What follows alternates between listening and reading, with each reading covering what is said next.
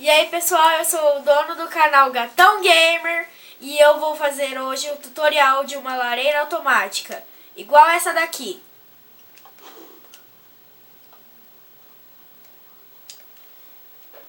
Para isso você vai precisar de um bloco da sua escolha, que de preferência tenha uma laje dele, que não seja de madeira. Eu vou fazer com o de pedra. Para isso vocês vão precisar cavar um buraco 3x3, 3 de largura por 3 de comprimento e com 2 de profundidade. Daí vocês vão pegar um distribuidor, vão colocar aqui nesse canto, a frente dela é aqui. Vai colocar nesse canto e vai esquecer ele ali. Daí vai tampar aqui e aqui, dos dois lados. Daí começa a subir a parede, para esconder aqui a lareira.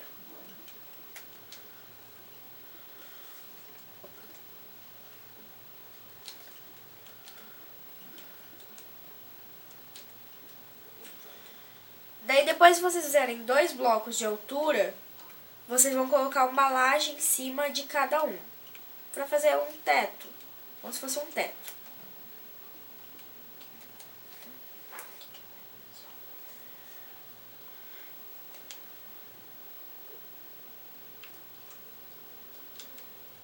Depois vocês vão pegar redstone e vão colocar do ejetor até aqui. Vão colocar 3 assim, ejetor aqui, vai colocar 1, 2, 3.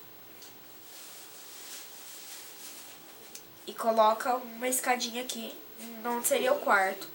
Daí coloca um subindo pra cá e vai pegar os blocos de novo. Eu vou usar o bloco de madeira, daí vai precisar de botão. Daí coloca 2 blocos de altura e um botão aqui em cima. Depois vocês vão pegar uma escada.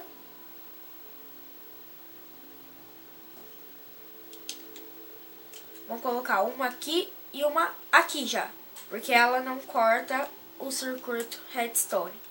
Coloca 2, se você quiser.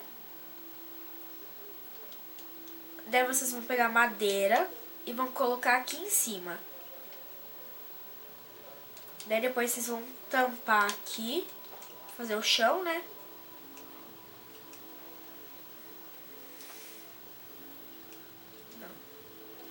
Só não vai poder tampar aqui, vai ficar um buraco mais... Ah, não! Coloca laje no chão, que daí não corta o circuito e fica um chão bonitinho. Ó.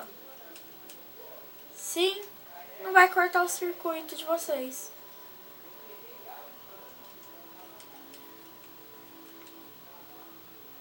Aqui pode deixar pedra mesmo.